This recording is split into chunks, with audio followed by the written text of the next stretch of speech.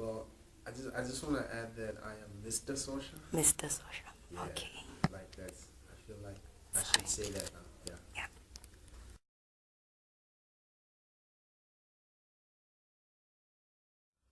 No, I've been Sosha. Now I'm 30, so now I'm Mr. Sosha. Okay. Yeah, I just felt like I had to upgrade myself for some reason. Okay.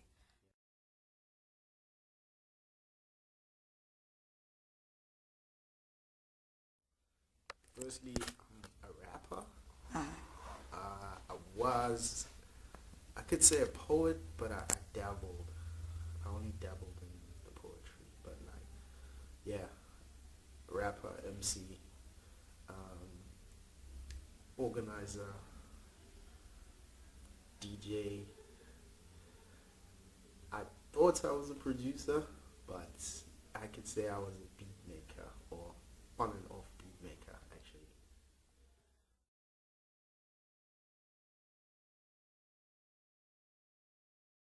Yes, I did. okay. And then what inspired like that? The rapping. Mm. Well, I mean, I guess I grew up in the 90s, so it was the golden era, I guess, for hip hop. That's when it was basically becoming a global phenomenon. So I was just a kid. I'm just recently entered Model C schools. Friends was talking about this Tupac, this Biggie, and whatnot. Got a tape, listened to it, and I was like, wow, this is what I want to do. It just sounded cool. It was nice.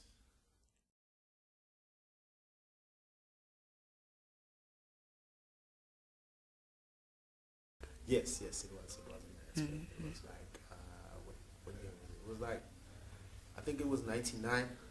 I just started. I just started writing, but I wasn't really rapping.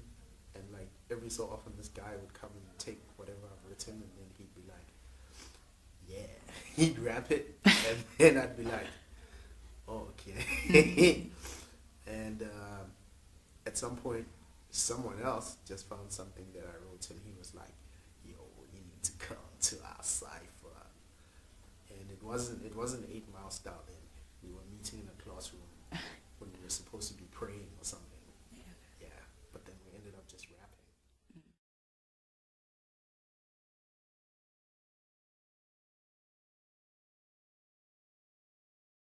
At the time, I'd say we were me and these guys.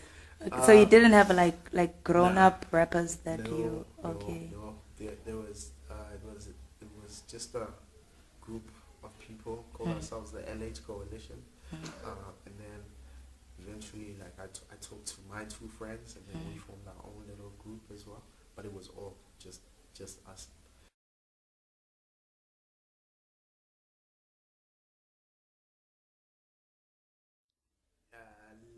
I think I think only a year after we started, Mm. we only discovered that there were other people Okay. doing it. Mm. Yeah. So it was, yeah, definitely in schools. And then a year after, Mm. when we had finished school, because we were like in grade 10 or whatever, Mm. then we found like, oh, there's another group of people, Okay. because they had a CD or something. And then Okay. along with us, me and my two friends, we called ourselves, damn, OTG Rage, because that's the diamond code of Harrodsburg. Oh, 33 Rage. Yeah. Okay. Rappers Anonymous getting established. Mm. So that,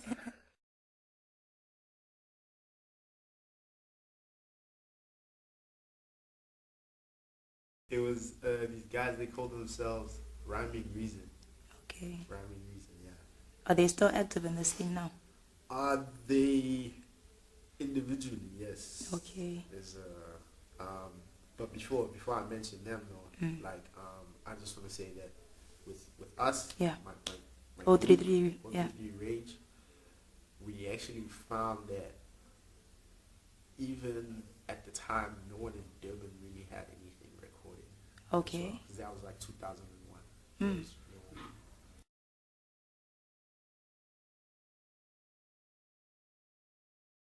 not so long ago, 13 years ago, but nobody really had anything.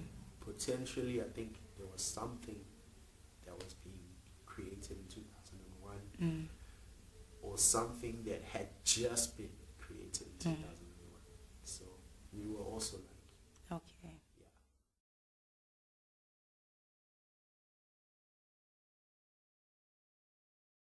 We did. We recorded a 7-track EP. It cost us $1,000. We did it in one day. We were in there. We did it. We were out. Pressed like 10 CDs. That was it.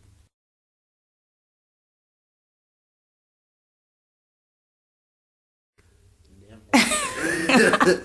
But luckily, my friend, my crewmate, Joe, he put it online. He put like 1 or 2 songs online.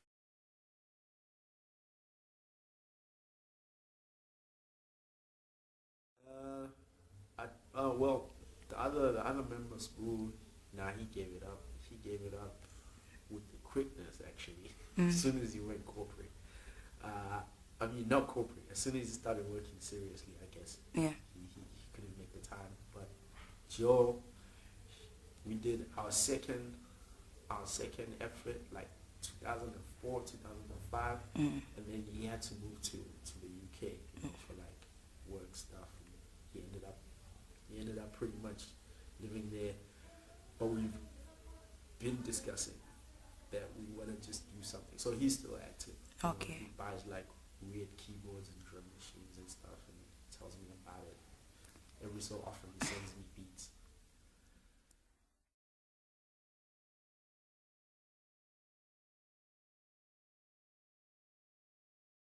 Actually, it was almost in sync, but I spent more energy on the rapping part, like, because I've always kind of felt like,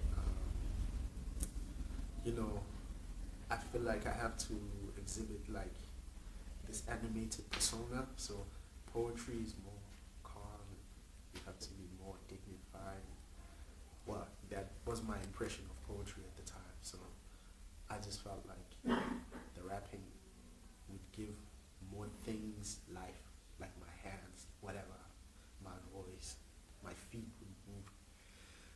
But but I think it was selfish poetry as well, just to get lucky.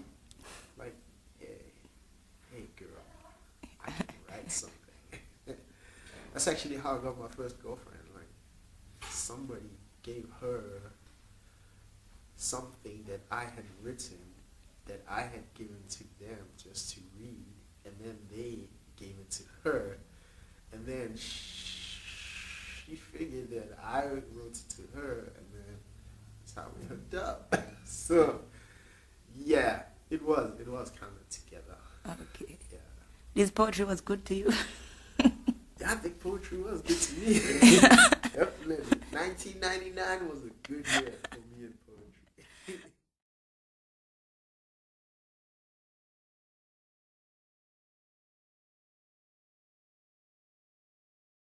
Yeah, definitely, I did.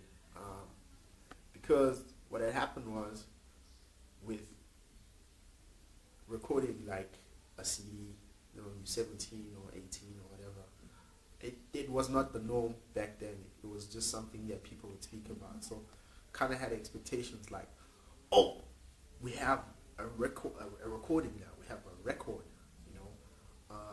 it was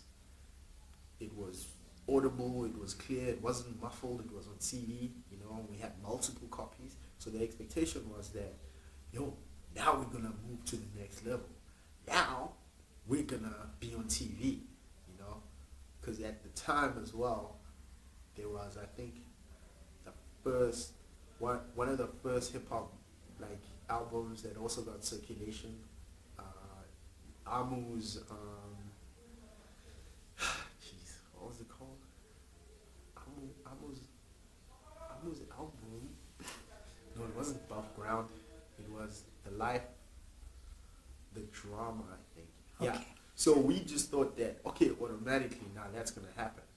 But unfortunately didn't. So we lived in a small town with big town ambitions. So there was a radio station, went to a radio station. Didn't really get airplay there. But we got, we got to meet someone who was like, oh, you guys have made an effort. So then they hooked us up with a festival booking or performance. I mean, it wasn't booking because it was for free. Like we drove there and got a lift there, and we set up camp, whatever. But it was cool. We got to see that, wow, people actually come out in the hundreds.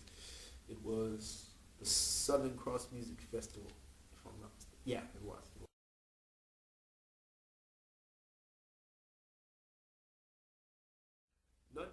Not really. It's like Moy River.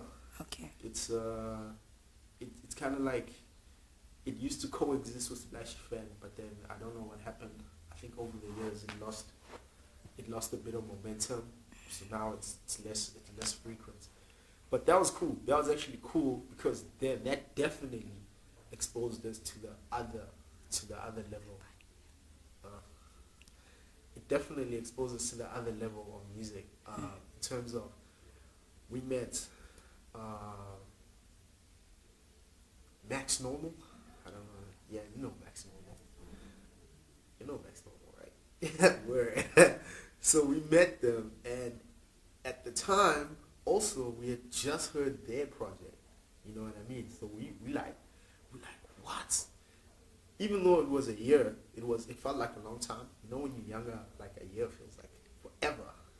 So with that, we got to see like people doing big stages, because the stage we did, there were like 5 people and whatever, but they were like main stage, they doing their thing, and it's like, oh my goodness, how do you get here? Because we already got to the festival, so that really felt like the next level, but getting the main stage was like, whoa. And actually had a long conversation with Waddy.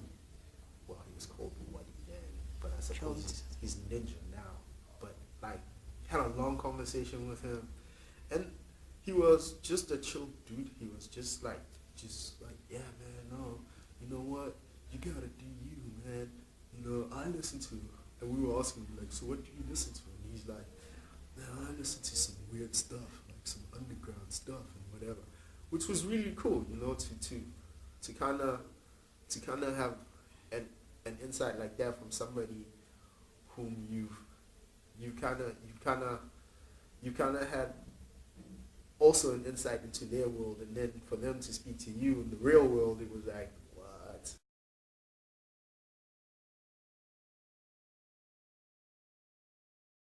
Yes, had them. My friend would buy all the CDs, so we go to his house and listen to the CDs. So he bought the Max Normal album, the first one, and it was on from there. The stuff was brilliant, amazing.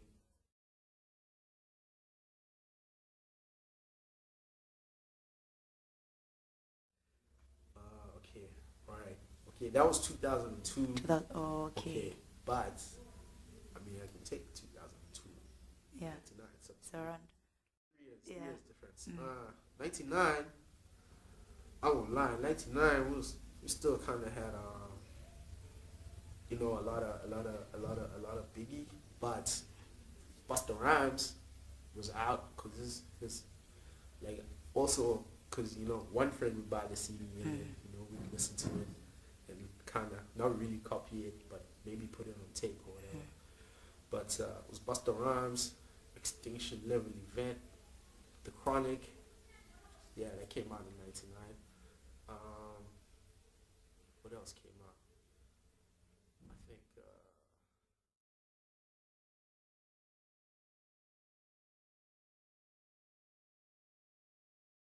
not really. No, it wasn't a lot. Sounds like it. No, that's why I'm actually struggling to try and remember what was out that you could just get a musical. Okay. Because we didn't really have like a rhythmic beats or. Yeah. There was one store which kind of had like a speciality CD thingy where you'd get like the rare stuff, but I think it was too expensive for us at the time. Okay. So yeah, that's like that's what we would listen to, and then slowly Mm. as the time as things progress, I think Musica would have like a nice selection now and then probably Gangstar, Full Clip. That was like 99, 2000 or something like that, and there was also another really really great album. I think Black Alicious, if I'm not mistaken. That was around about that time. Blazing Arrow, that whole thing, yeah. And then That was yeah, nice, Max Normal. That Okay. was 2002. Two. Like that, Okay.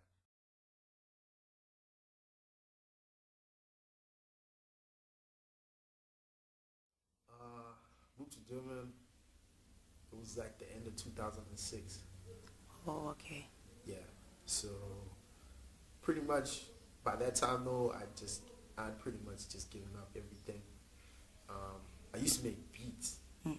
I still made beats. And then 2006, 2007, I think my computer crashed or something like that, and then I kind of just was like, whatever, I enjoy life, smoke joints, drink beer, and yeah, that's when I actually just started checking stuff out, and I hadn't done any like rapping or anything, I think, in those years, so.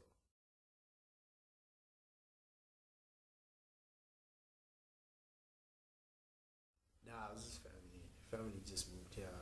But the one thing that did happen is that when they did move, I was hesitant. I didn't want to, because what had happened in those years leading up to 2006 is that I started like DJ, like playing music. It wasn't well. It was just like, I have CDs. There's a bar with CD players. I'm gonna play.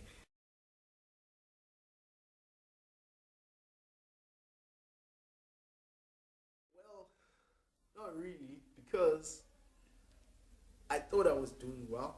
I thought I was playing like some raw stuff, whatever. Because by that time, like, it was a little bit easier to get music, and so I had like, I think, a decent collection of music. I had emphatic tabs, a bit of this, a bit of that, a bit of sound bombing, 1, 2, 3, you know, and then yeah, it was a little bit easier. So I think I was holding it down for the underground and whatever, and then I had like a commercial song here and there, whatever. But it was much easier to get music by 2006.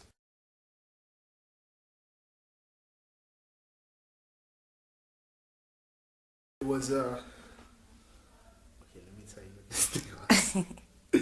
If you've been there in the early days, you'll know there were these things with knobs that look like buttons. Like, it's a button knob. It has like a place to put your finger, and then you wind that thing like a volume. So you have two of those things, like, and they kind of come up like this. And then underneath there's a CD tray. So what you can do is you can slightly manipulate it to try and get it on beat. Like This- turntables. But the knobs are this big. So they are like basic CDJs. So that's what they had at this place that I used to play at, which was a bar that was on the UKZN Varsity